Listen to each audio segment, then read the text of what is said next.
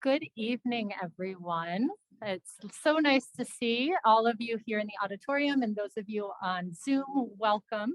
I'm Ann Kinseth. I'm the Director of Education here at the Meadows Museum. It is my pleasure to introduce Annette Becker. She's the curator and director of the Texas Fashion Collection at the College of Visual Arts and Design at the University of North Texas, which houses nearly 20,000 pieces, including 1,400 pairs of shoes, 2,500 hats, and 750 handbags. She holds a BA in art history and English from the University of Kansas and an MA in art history from the University of North Texas, where she's currently pursuing a doctoral degree in history. At the Texas Fashion Collection, Becker has curated exhibitions called Men Bloom and Reimagining the Kimono at North Park Center, Sportswear to Athleisure, the creation of comfortable clothing at the UNT Art Space, and On Bodies at the Goss Michael Foundation here in Dallas. It is my pleasure now to turn the program over to Annette Becker for a lecture she's titled Making It, Creating Fashion in Early Modern Europe. Thank you.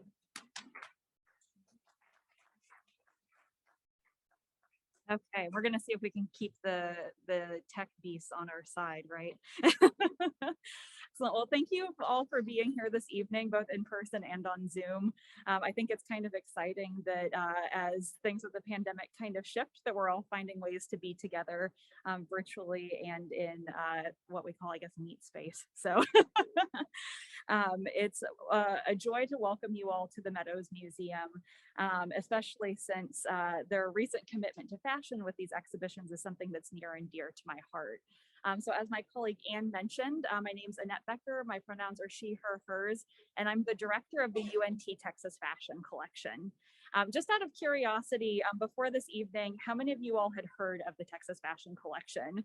If you want to raise your hand if you're in the audience or type yes into the chat on Zoom. It's always kind of nice to take a little bit of a poll. I'm excited this means that there are a few people in the audience who have not necessarily heard of the Texas Fashion Collection. As Ann mentioned, we're an archive of nearly 20,000 historic and designer garments and accessories. So if you try to picture that in your head, it's the biggest, coldest closet you can possibly imagine, which you can see in this slide. So the image here has basically 2 rows of clothing, 2 stories tall, packed basically floor to ceiling with pieces by world-renowned designers, things that were made on grandma's kitchen table, pieces that were made just this year, and pieces that date back hundreds of years. It's kind of incredible that at the University of North Texas, this archive exists.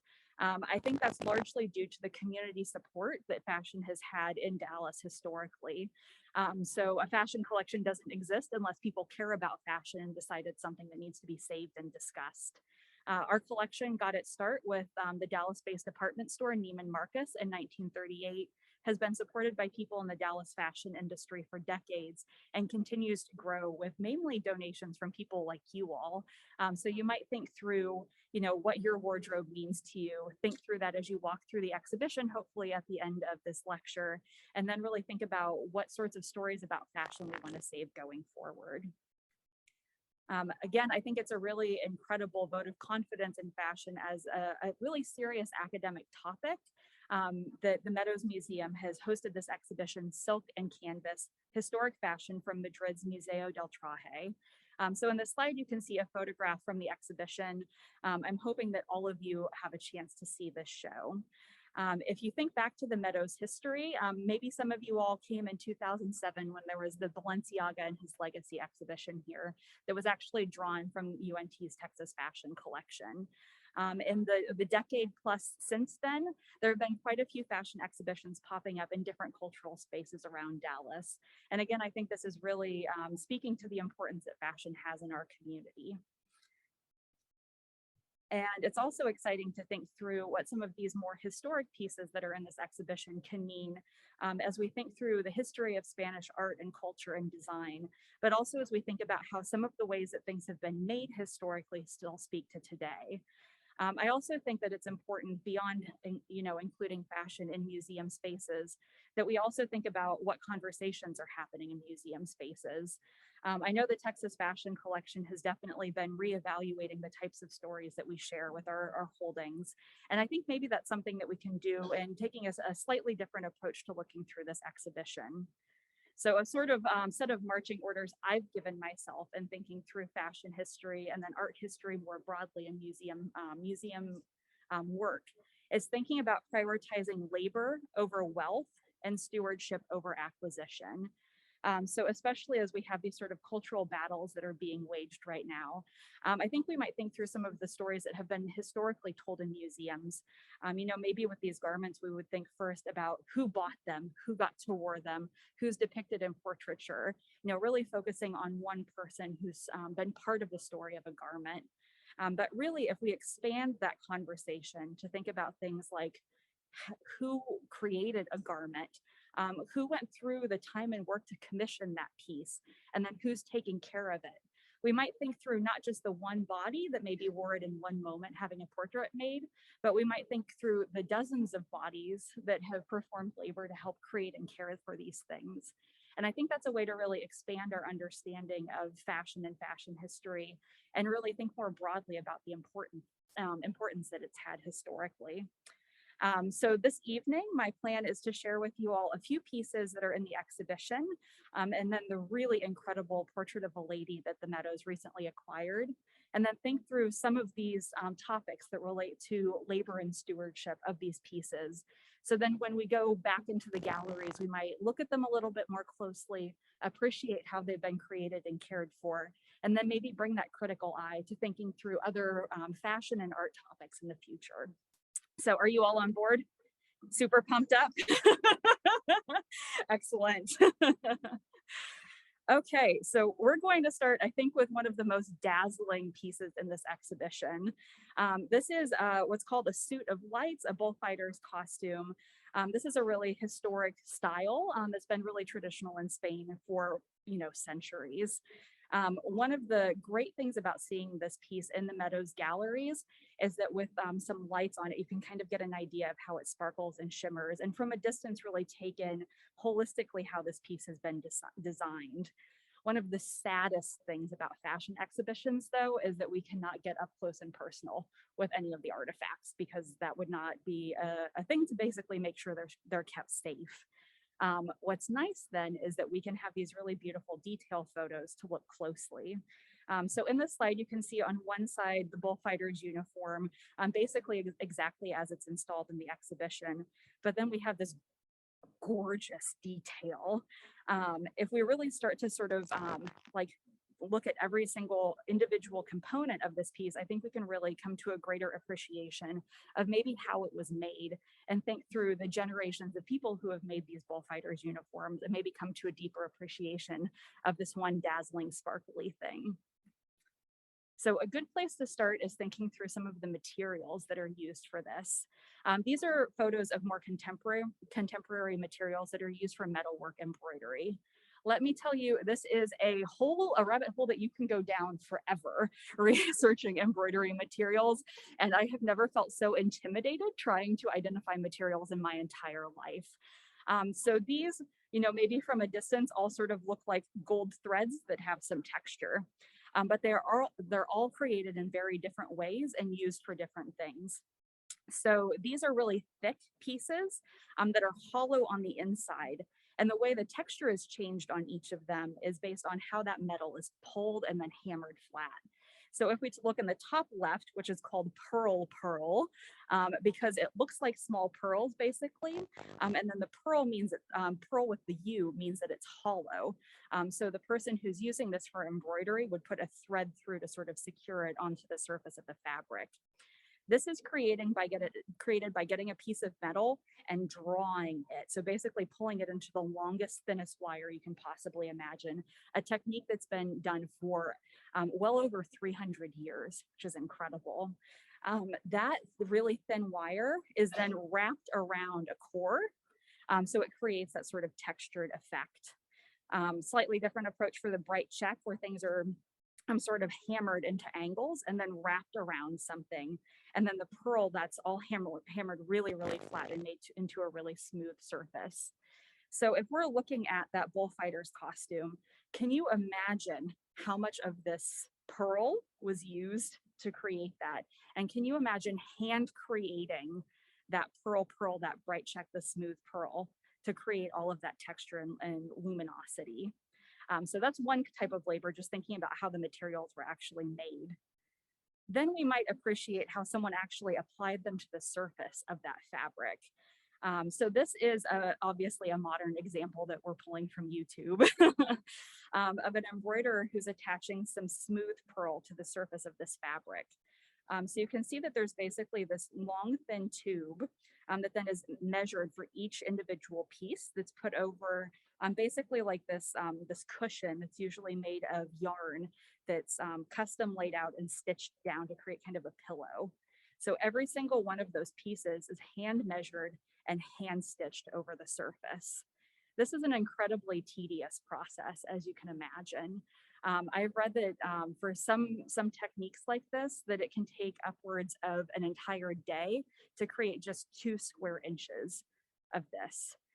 Incredible, right? So if we again look at the photograph of this bullfighter's uniform or costume, we can really imagine the amount of time and expertise it took to create that. And again, from the distance, it kind of just blends into this, you know, this chaotic combination of materials and brightness. Another technique I wanted to share with you all is couching. So sometimes these gold threads, instead of being hollow in the middle and individually cut out and sewn, instead there's a fabric cord or a thread that's in the middle, and then the wire is wrapped around it and it stays that way. Obviously that would be too thick to push through fabric as we usually would do with sewing.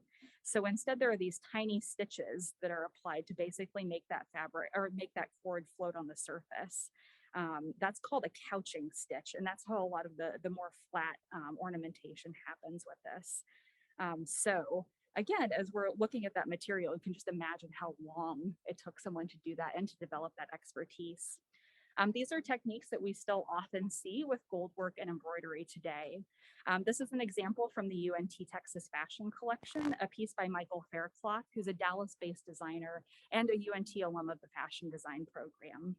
Again, from a distance, it almost just looks like there's this, you know, scrolling motif of gold that's been applied to the bodice of this evening dress. From a distance, it just reads as this 2-dimensional design. But it's then really getting up close and personal with this that we can appreciate all the time and labor that it took to create that really incredible 3-dimensional design. I actually learned a lot about this goldwork embroidery through one of my friends, Kat, who lives, I think, in North Carolina now. I sent her a photograph of this Michael Faircloth piece, and I don't know if you can read all of her notations about which materials were used for this. I'm talking about different patterns, different pearls that were used. I find this so tedious. And in how tedious it is, I find it incredible. So if someone can slow down and put this sort of like technique and artistry into creating these designs, I think it's really important for us as an audience to slow down and really appreciate what they've done with this. A really great place to get up close in the exhibition is, I think this is a cope. It's set in a plexiglass bonnet on a display case. And if you leave nose prints on that plexiglass and the security staff up in the galleries yell at you, you can send them to me and they can wag their fingers at me, because I really think you should get very close to this piece when you go up to the galleries. Again, I think it's really important for us to slow down and really appreciate all of the materials that were used to create this. Think about someone laying out the design, acquiring all the materials, making all of them, and then actually doing all of that stitching. So please slow yourselves down while you're in the gallery. The next example I want to share with you all is this really incredible suit. So I have to admit, I know less about the history of how suits like this were made in Spain, but the knowledge that I have about how this process was accomplished in France and England seems consistent enough that my guess is that it was probably pretty similar in Spain. I'm guessing you all are Spanish art and now fashion enthusiasts. So hopefully a lot of this, this information translates. I think these suits can be really exciting examples to slow down and think about the process of someone actually acquiring a garment. So today, if we want a piece of clothing, most of us can sit on a computer or cell phone, click through a few times and order something online and it shows up on our front porch. It's incredible how easy that is. And even if we take a path of less resistance or a path of slightly more resistance and actually go into a store, we might feel things, we might try things on to think about how they work with our body. Right now that might feel like a lot of work for us, especially since many of us have been at home. But even that is just a fraction of the work that it took historically for people to acquire clothing. We can pretend that we are a well-resourced gentleman and we're interested in getting a suit like this. We kind of know the silhouette and we know we want it to be embroidered because this is what's fitting of a person of our station. And there are probably sumptuary laws or laws requiring that people of certain status wear certain kinds of clothing to communicate the importance of who they are, but then also really to keep the textile and embroidery industries really going by creating an enforced demand for garments like this. So we kind of have an idea of what we want. Then what we would do is go to one place and get the textile for this. So you can see this is probably, it's a brown silk and it looks like it might be a twill because it has some lines sort of jutting through it. So we go one place to get some fabric. Okay, that's a start. Then next we have to go somewhere else to get it embroidered. So this is not a one-stop shop. This is probably going to be a 4 or 5 stop shop, just so you all are prepared. I hope you wear comfortable shoes today. So we decided we want to get this embroidered. We would go to a place where we'd probably look at some embroidery patterns. On the screen, you can see an example from the Victoria and Albert Museum, an extant embroidery pattern on paper that was saved. And you can kind of compare that to this detail of the suit that's in the exhibition. So you might think through stylistically what you'd like the embroidery to look like. You might look at some patterns that have been published in magazines. You might work with the artisan to develop a special pattern. Once you have something sort of set, then the next thing you would do is figure out which colors you want. Today, we can go to a store and buying a yellow shirt or a red shirt does not make a huge difference to us. Synthetic dyes have been around since 1856. Color has kind of been democratized, but of course, historically, that was not necessarily the case. You can see on this slide on the left, some wool yarn samples that were created with plant-based dyes and mineral-based dyes, which were the only things that were available at the time the suit was created. You can see that these are slightly muted colors, and that partially comes from just the materials that were available. But a way to get around that would be dyeing the yarns or threads over and over and over again. And let me tell you, every time you do that, it's going to make those threads more and more expensive. So if you desperately wanted a really deep green, you probably had to use woad and weld, combine those to create that deep, rich color. I know some people in here are especially, again, invested in Spanish fashion and art. If you think about a lot of those really luxurious black fabrics that are represented in a lot of portraiture, the way those blacks were created was a combination of woad and weld and madder. So it took 3 different colors, three different dyes. So the woad is blue, the weld is yellow, and the madder is red, and they're represented in the top skeins of yarn on this. So you'd have to over dye these. You'd have to dye them over and over and over again in those 3 colors to turn the fabric from a sort of mottled gray to a deep, rich black. It's a really, really challenging process that involves a lot of fermentation and a lot of smells that you never want to experience. I think we're quite lucky we don't have to go through this anymore. Another thing I really like to do in looking through suits like this and thinking through colors is just counting the number of colors that are in this suit. So if you do that kind of silently in your head right now, you might think about someone commissioning this embroidery and then knowing the embroiderer had to go out and get all of those silk threads and had to make sure they had enough for the entire project because if you didn't have enough, you cannot just pop over to a store and get the exact same color of green. Pantone did not exist in this time period. So you really had to think through getting enough materials to make sure that those colors were consistent. This is a really challenging thing to do from a planning perspective, let alone an artistic one. And let alone someone commissioning this piece, maybe thinking through what different colors might mean to their family or to their culture, or maybe, to their dedication to some noble or some king. So these colors are really wrapped up in a lot of things. So once you have the embroidery pattern and some colors, then the embroidery is actually accomplished. We're really lucky that some museums today even have steps along the embroidery process. This is a really lovely example, again, from the Victoria and Albert Museum, where you can actually see these kind of strange puzzle piece together, different segments of the embroidery. If you look at it carefully, you can almost piece out in your head how this came together to create a vest. So if you look at the very top, you can see the part of the vest that would form the embroidered collar that would be standing. If you look sort of towards the bottom 3/4, you can see some sort of like angled pieces that are scalloped on the edges. Those would have been the pocket flaps. And then of course on the outsides, you can see what would have been the center front opening of the vest. So this was really laid out so it could all fit on one piece of fabric, one bit of yardage, because the person who embroidered this piece is not the one who was the tailor. That you actually have to take that embroidered fabric and take it one more place. Isn't this so tedious? It's incredible the amount of time and energy it took to create something like this. So now we're kind of back to thinking about this as an entire suit instead of just materials, sort of piecemeal. If we look at the image on the left, you can see a suit pattern that has been taken from an example from the LA County Museum of Art. So these are some of the different shapes of pieces of fabric that would have been put together to create a suit like this.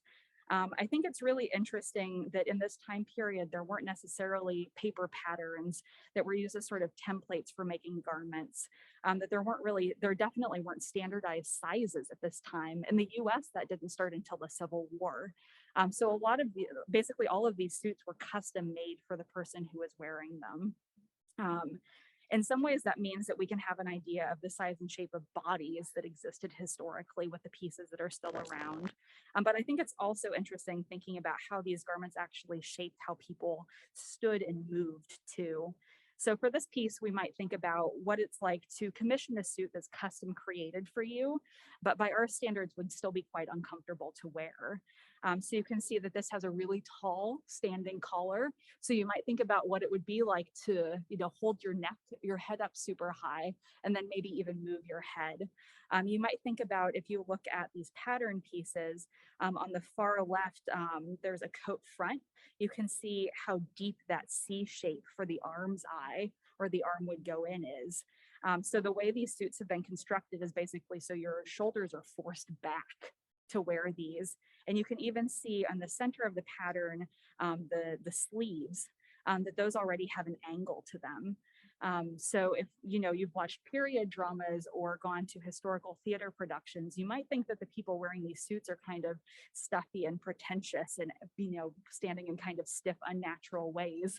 In some ways maybe they were, but much of it is really determined by these clothes. So as much as we might think wearing a suit like this is really a privilege and honor, something that bestows power upon someone, it's also something that requires a lot of work to actually wear and perform, give it an appropriate performance of masculinity wearing a garment like this. I have to admit, I'm not so upset to live in the 21st century because I can't imagine something like this. Okay, we have another piece to look at together. So this is a recently acquired portrait of a lady. The Meadows Museum recently added to their permanent collection. We're so lucky that they were able to immediately put it on view for us to appreciate. As much as I really enjoy looking at extant garments, like I mentioned, in exhibitions, you often can't get as close as you'd like. So portraiture can be a really great way to really zoom in on some details. And I think Spanish portraiture is especially exciting because the textiles are often rendered in very sensitive detail. You know, as much as we might look at the detail on the right side of the slide and appreciate the, you know, how much sensitivity is paid to the sitter's eyebrows, to making sure that the texture and color of the skin is depicted accurately. You can also imagine how much work went into making sure that that band around her hair was rendered in absolute detail, and how every geometric turn of that lace ruff has been precisely rendered.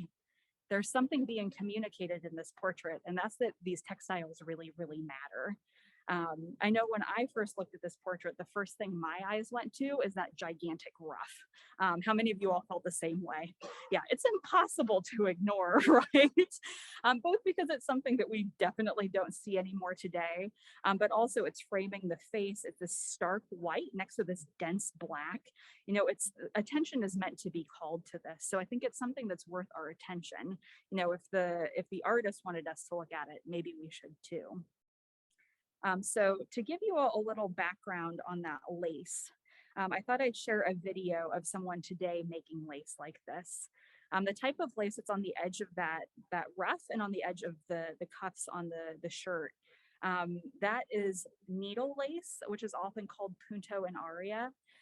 Even though we're focusing on Spanish fashion, a lot of lace was made in Italy. So a lot of terms for lace making, a lot of lace vocabulary even today is in Italian, which I think is kind of interesting. So the history of this lace starts really with people manipulating woven textiles. It starts with drawn work. So we're starting with the grid of woven fabric, you know, under over, making right angles with all the threads. Then people decided it might be interesting if you start pulling threads out and making open areas. And then if you have an open area, that means that fabric might sort of get wobbly and start falling apart. So then it was those open areas were reinforced with buttonhole stitches, and that's what you can see this artisan doing in this video. These teeny tiny stitches to sort of reinforce open areas and make them stronger.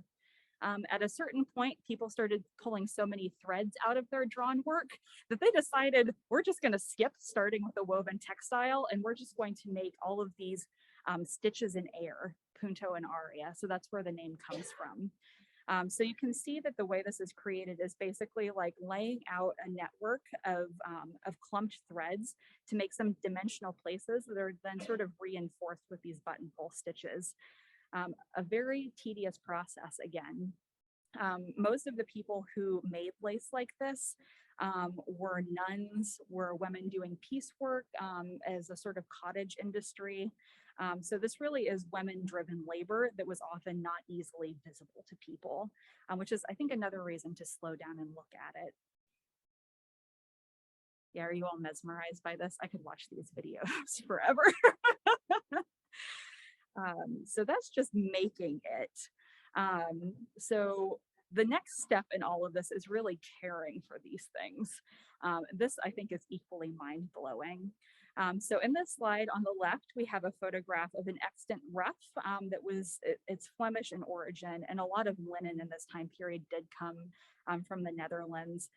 Linen was often used because it was one of the few fibers that was relatively readily available that you could actually lay out and bleach in the sun, because there was this sort of like fetishistic quality to white. You know, having that dark black was something that communicated power and longevity, and that stood in stark contrast to this beautiful, clean white. So linen is really important. The linen fabric then had this punto and aria, this lace attached to it. And then this material was then put with starch. Many of us have probably experienced starch in some way. You know, often if you take things to dry cleaners, you can request that they're starched. Some of you all might even do it at home. I have to admit, I'm way too lazy to starch any of my white button-down shirts. So it creates this really like crisp, clean, flat, smooth surface. These these ruffs actually started out being much smaller than we see in Portrait of a Lady, but it was with the discovery of extracting starch from plant materials that creating these oversized ruffs became possible. It's kind of interesting thinking about these gigantic collars as being driven by technology, but the technology to create starch is what made these ruffs possible. So part of the process was constantly starching them. Every time someone wore a ruff, it had to be starched again, because humidity and moisture just basically made them start, sort of sagging. So having that really stiff ruff was part of communicating your power and taking care of that thing. The other part of this that I find really fascinating and kind of complicated is the process of creating those figure-8 loops. So on the right side of the slide, you can see an illustration of goffering irons. They might look something sort of like a cross between a torture device and a curling iron that we might be familiar with today. And people who do sort of like Elizabethan cosplay and do historic reenactments often use things like curling irons to set the shape. I think it's incredible thinking about, someone with like iron working expertise had to create these goffering irons to have them be the exact right dimensions to fit into these figure-8 curls that were created. Also thinking about keeping these things hot enough to then actually set the fabric. This is not a time when you can like pop something in the microwave, or you have like, a really tidy little gas stove that you can use to heat this metal. Can you imagine trying to heat this goffering iron, and keeping it clean enough that you don't get soot on that white fabric? The amount of attention and care it would take to accomplish that is, just unbelievable. So I really think that means when we look at this portrait of a lady, it's really important for us to remember that as much as this image is really showing her, that there are a lot of other people's histories sort of baked in to this portrait, that we might think about the lace makers, we might think about the people who invented starch, we might think about the people who are using those ridiculous goffering irons to set that ruff into shape. There's a lot to really slow down and think about when we consider the life of that ruff. I am a self-admitted lace nut. So I'm going to make us talk about lace just a little bit longer. This is an example that's from far later. So this one is dated to the mid 19th century, so around 1855. A really lovely dress that has the type of lace that looks pretty different from what we just looked at. This is a type of lace that I think might be a little more familiar to us because a lot of the lace that exists today is produced industrially and uses technologies that were kind of like what was used by hand and what was done by hand in this time. So the lace that we're looking at on the black and pink dress is called bobbin lace or pillow lace. Hopefully in this video, you all can sort of see the process for creating that it often starts with a pillow or something that you can shove pins into. And then those pins are placed strategically to develop a sort of pattern in the lace. That's often kind of drawn out on the pillow, often with like a sheet of like now tracing paper. And the person who's making the lace basically like threads a bunch of thread, I guess, onto these small wooden dowels that are called bobbins, which is why it's called bobbin lace. And they're basically creating a really dynamic loom that sort of weaves to shape the lace. I'm sure this description makes absolutely no sense. And honestly, watching this video it's just as hard to figure out what's going on. It's a really incredible process that very few people today know how to do. So it's kind of exciting to find, videos of contemporary makers who are keeping this craft alive. Bobbin lace has been around for more than 400 years. And today it would surprise me if there's more than just a handful of people internationally who still make it. So it's exciting to have, some of these videos, some of these craftspeople, I think, who can help us appreciate the things that we're seeing in historic garments. Again, if we get kind of up close and personal with this, some of the qualities that can help you recognize bobbin lace is that it's often really flat. So while the needle lace is really dimensional and really open, this bobbin lace has sort of like a gauzy, flat softness to it.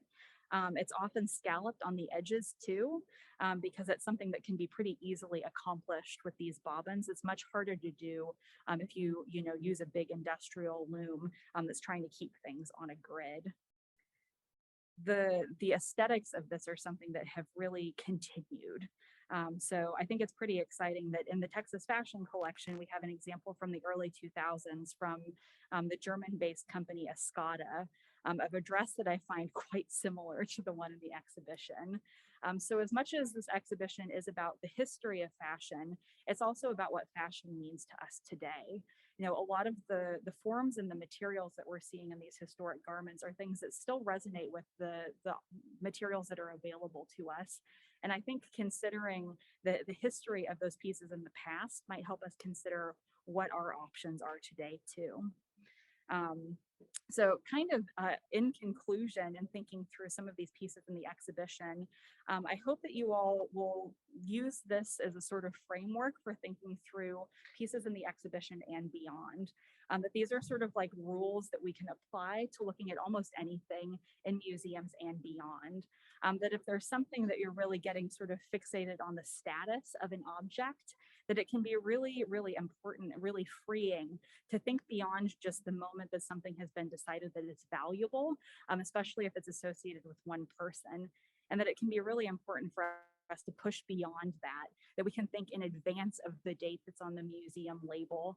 If something is dated to 1850, there were probably things happening in 1849 that made that possible. So thinking about the creation before the moment that something is sort of released from the makers into the hands of consumers. We might think more about the commission of objects. So we might think about what it means for someone to give creative input on a garment, especially in the world of fashion. People really fixate on famous fashion designers' names. For example, maybe some of you all went to the Dallas Museum of Art's exhibition about the House of Dior. Christian Dior was only alive and serving as the head of the House of Dior from 1947 to 1957, but this is still a name that exists sort of culturally around us. So thinking about all the other people who have helped make, the name Dior exist is really important. But this sort of like commission-based process for creating clothing is something that still exists in the world of haute couture, for example.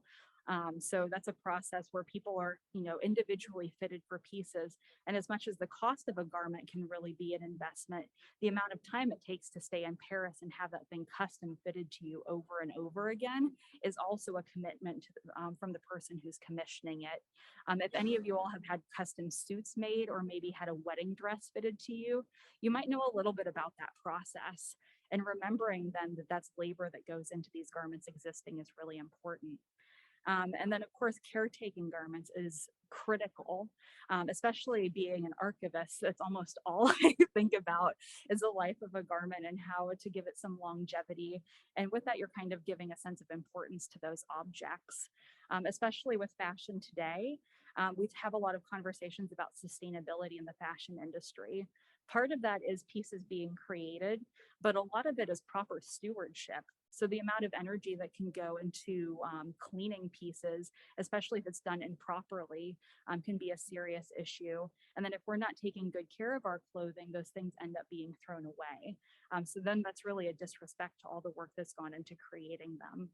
So as much as these are rules that I think we can definitely apply to this incredible exhibition at the Meadows Museum, I hope you all use some of them to really think about the objects in your life that exist today and kind of carry some of those ideas and stories forward. So I want to thank you all for your time this evening. I left ample time for questions because I feel like a lot of people are kind of like, raring to go have some fashion history questions at the end of some of these lectures. So I think we can open the floor up to that now. Yes. I have been to the Museo of the Traje, and one of the most interesting pieces that I saw there that didn't come over here, and I know it's not been done at Embroidery, is there were wire cages that would be made to fit under these ruffs to keep them up, so it wasn't just all starch. Now, secondly, what is starch? Okay, so we have two components to this.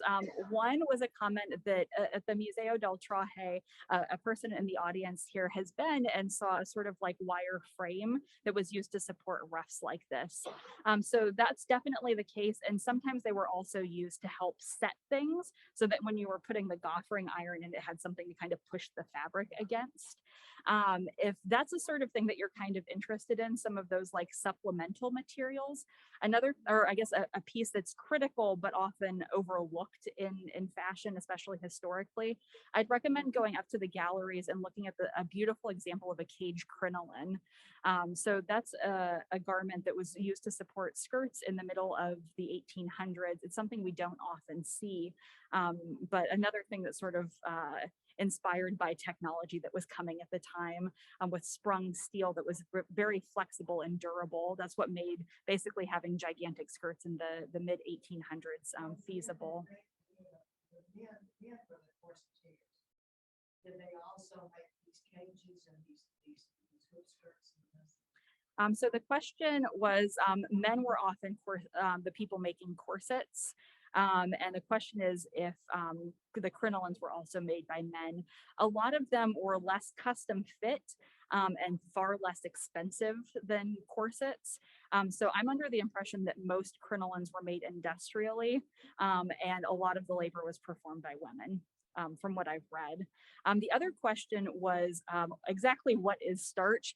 And I tell you, I have looked up and down. I have not been able to figure out how starch was originally produced. I just find all these references to the process being discovered in the late 1500s.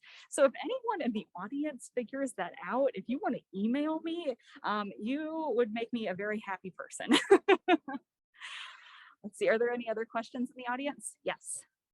So after listening to your presentation here on the suit left, I was kind of wondering, like, how did you Romans and fashion designers reach same time? Okay, so the question is basically, how did men's fashion sort of travel around the European continent? So part of that came in a number of ways. Part of it is that printing technology in the 1700s made it feasible for more materials to be printed relatively inexpensively, and that meant that those materials could circulate. So the 1700s is a time when a lot of basically like parts of the fashion industry are professionalizing, and they're putting out all of these sort of industry publications about what styles are supposed to look like, about what embroidery patterns should look like. So there's a sort of a dictation of what proper fashion is. And if we go to the grocery store to check out today, there are all those fashion magazines right there. It's basically like the earliest versions of those. So part of it was that people who really cared about this could go to their embroiderer or tailor and often look at these. But this was a time that people with the inclination and the resources could also purchase them and have them for themselves. Another way is through the grand tour, especially with young men, gallivanting around Europe and getting their cultural education. That was a way for a lot of these ideas to circulate. Something that I think is kind of complicated that honestly I'm still kind of working out with fashion history, it's a topic that I think deserves more research, is figuring out why most of the portraiture I've seen of Spanish nobility, the fashion seems to be a few decades behind. I think part of that is that I think from a fashion standpoint, the Spanish court was really interested in having this power that didn't seem faddish, that wasn't something that was, going to change overnight. And especially with a lot, like the constant churn of, people dying and new people becoming king and being rulers, that having some continuity with fashion is really important.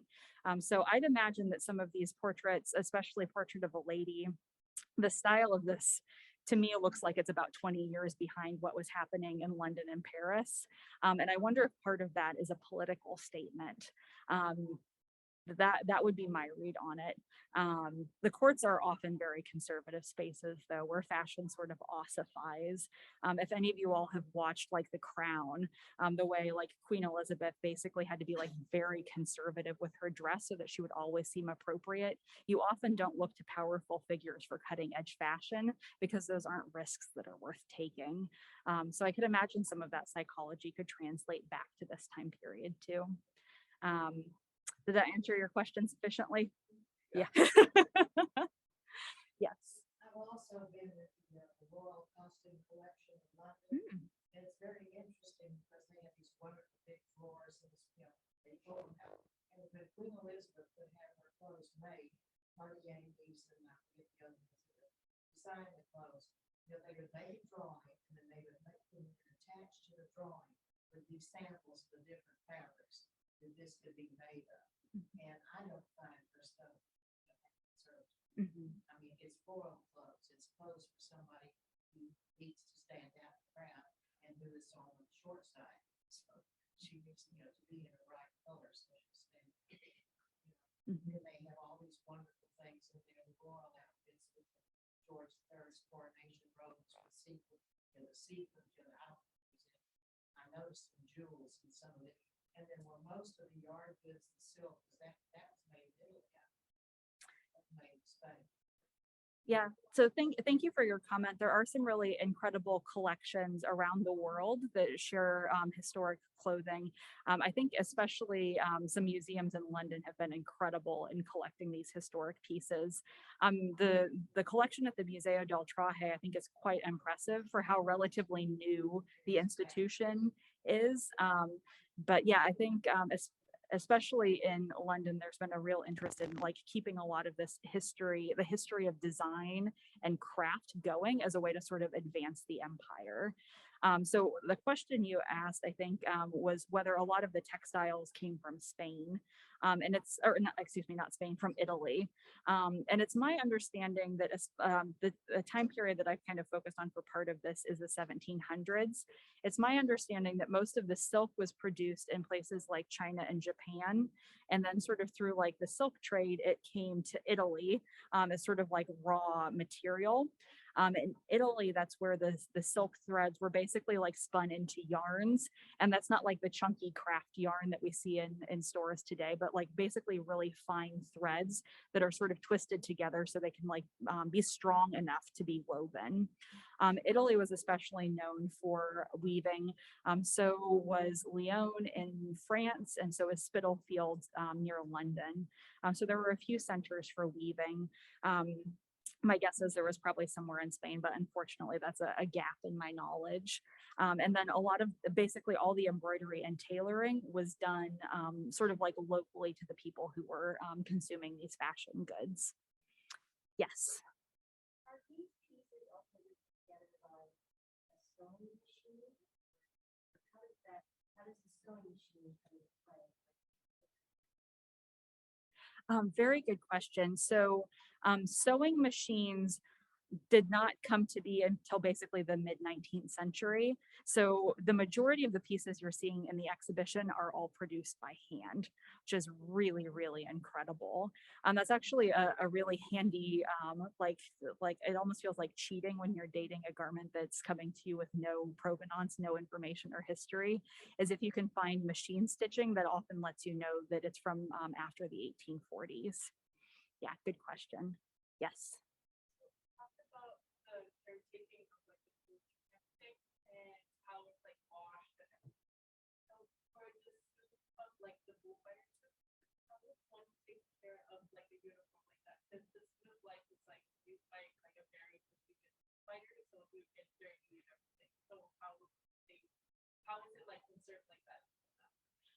So the short and unsatisfying answer is that people went to extreme lengths to not get dirty.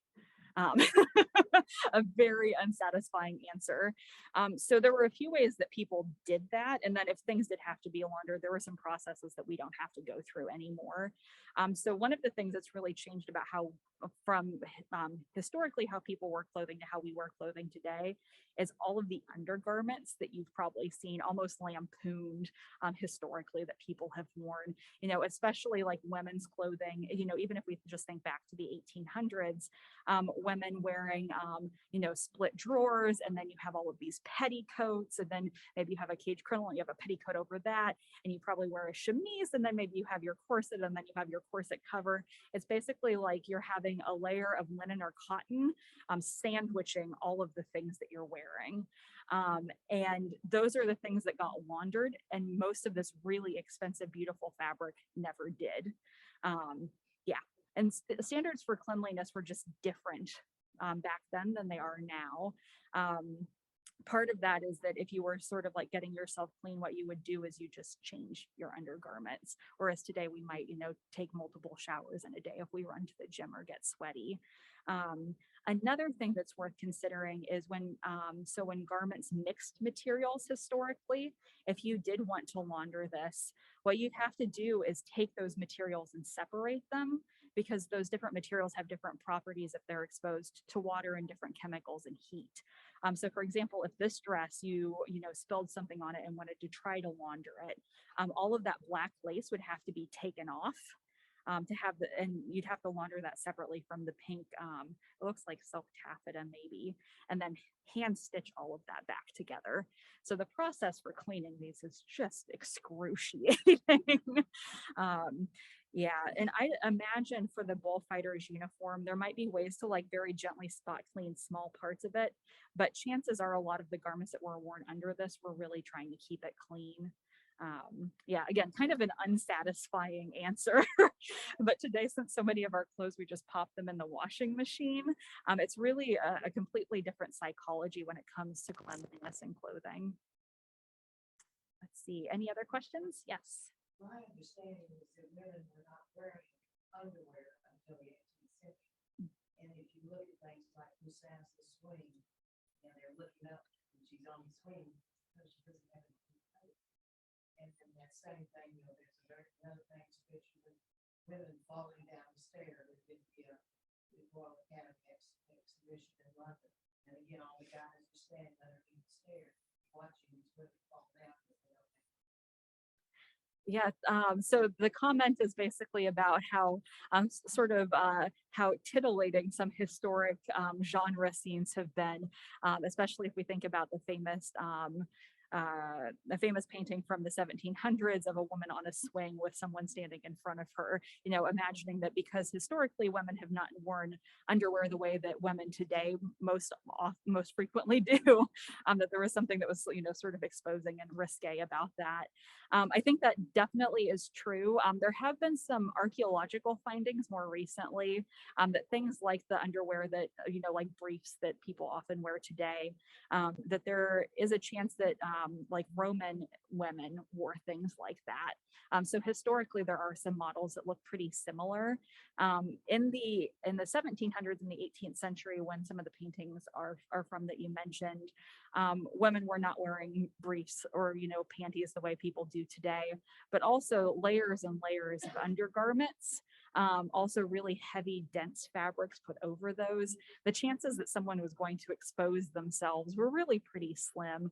You know, the light gauzy materials, like if we think about Marilyn Monroe standing over a subway grate, those were not the fabrics that people historically were wearing necessarily. So some of that is as much captivating the imagination as it is maybe not completely accurately representing materially what was happening with clothing in that time period.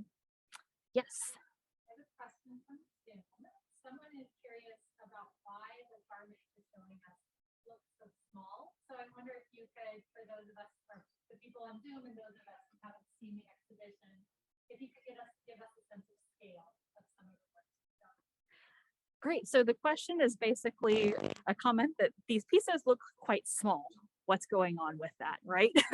And I think this is a really great question to ask. So one thing that I will say that probably reinforces thoughts that many of us have had is that people's bodies historically have been smaller than our bodies are today. You know, today we have pretty advanced medical care, our understanding of nutrition and the availability of food have made it so that our bodies are, you know, relatively robust in comparison to the past. I think it's also important to remember, though, that the pieces that exist today that have survived are often smaller in scale for a number of reasons. One of them is that these pieces have had hundreds of years of history since they've landed in the gallery space today, which means that a lot of things have maybe happened to them.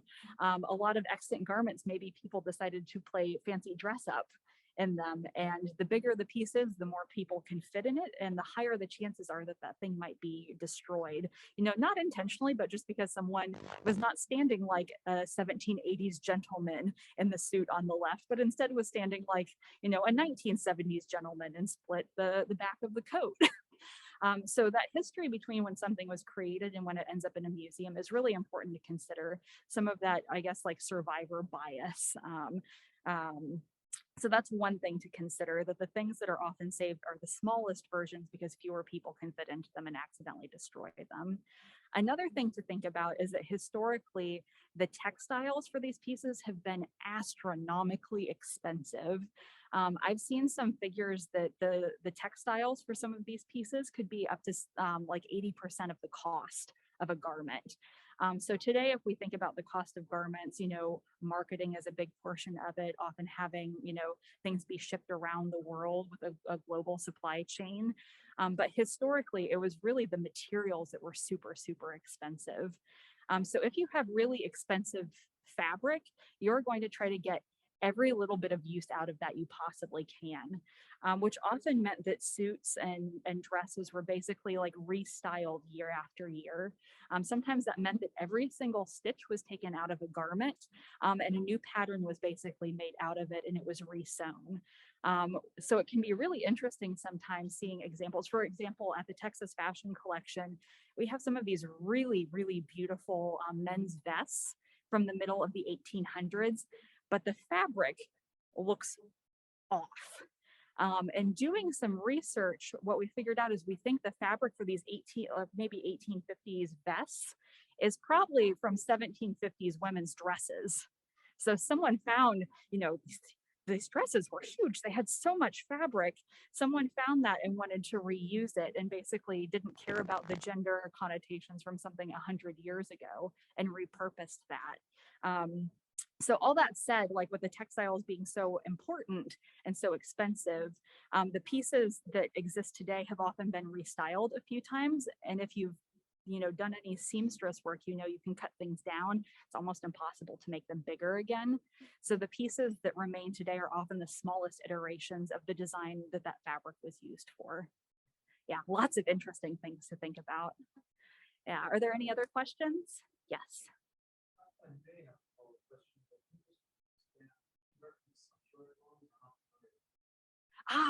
Yes. So the question is, what are sumptuary laws? Since that's something I made reference to.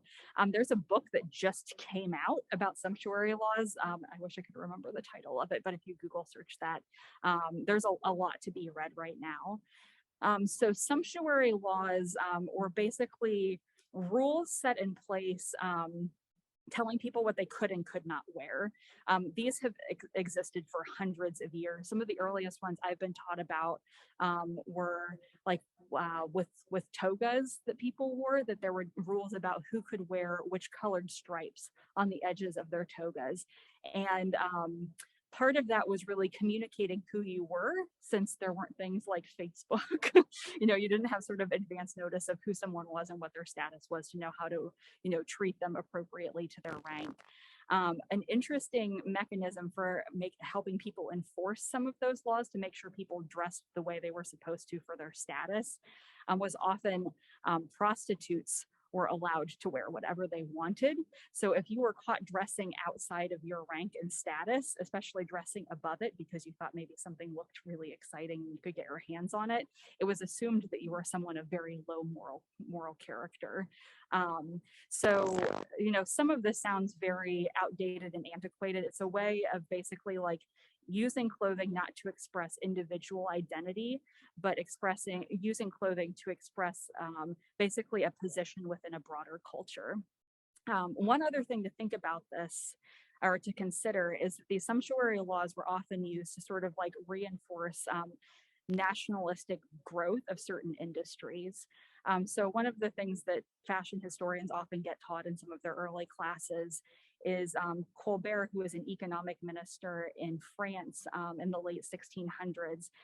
He basically decided that a way to like recharge the French economy was by codifying how parts of the fashion industry basically worked at a national level. So part of that was lending government support to things like the textile producers, support to the dyers, sort of professionalizing a lot of that. But then the way that sumptuary laws come into this is there were expectations set with laws about who was to wear what clothing. So if you were of a certain status and you had a certain amount of resources, there was a band, basically like a set of rules you were expected to follow. And that was both to show, you know, who you were, but it was also to make sure that all those embroiderers actually had the business it took to keep them going. So it's sort of this like self-reinforcing cycle. Yeah, I think basically all of those went by the wayside, basically as democracy kind of rose. So people were more interested in sort of like individual identities informing how a culture works. That's a time when people often say that fashion became more modern. And then a lot of those ideas then are not laws, but things that we sort of internalize through things like Emily Post, through reading Vogue. We have an idea of how we're supposed to behave, but it isn't set in law. Yeah, hopefully not a long-winded answer. Did you have a follow-up question? I can't name the historian, but I've heard said that going to the Renaissance, the royal seat of power kind of produced the court system and managed the rest. Noticing that the merchant classes consolidated enormous amounts of wealth, and in some cases, rivals to the power. We're essentially using these elaborate balls and dresses to kind of deplete the caches of money of the merchants. But I always assumed it was more kind of teleological, that was maybe not an actual law. When did these come about? So basically the question and comment is like, when did these sumptuary laws come to be and how were they enforced? Like basically like what sort of function practically did they actually have? So I think that's something that varies place by place, and that's why we all need to go get that book, which has a lot of specifics in it. I haven't read it yet. But I will say some of the ways that things were enforced is that basically if the people who wrote the laws, who felt like they needed to be enforced, they would keep an eye out for people who were dressing out of their rank. And especially if people were dressing above it, that clothing would be seized and often burned. And the amount of money that people spent on clothing was substantial. So I would say an equivalent today might be if you were driving the car that you weren't allowed to given the law, you know, your car could be seized.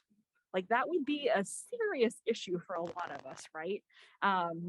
So that's a way that things were enforced. That was especially important when people came to visit the court, and people would be turned away if they were dressed inappropriately too. So if part of your power was showing your proximity to someone in charge, if you had that taken away because you weren't dressed appropriately, that was a serious issue. So those are the two ways that I've heard. That's the other way to expect to dress sufficiently to participate. Absolutely. Yeah. So so the comment is it kind of cuts both ways, that you must dress appropriately high, but also like, yeah, you just have to keep in mind where your strata is and stay exactly there. Yes. If we did want to factor on that, well, you could do that, I remember it's something.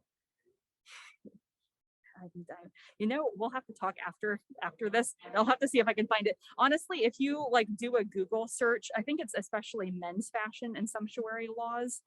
It's something that's come up.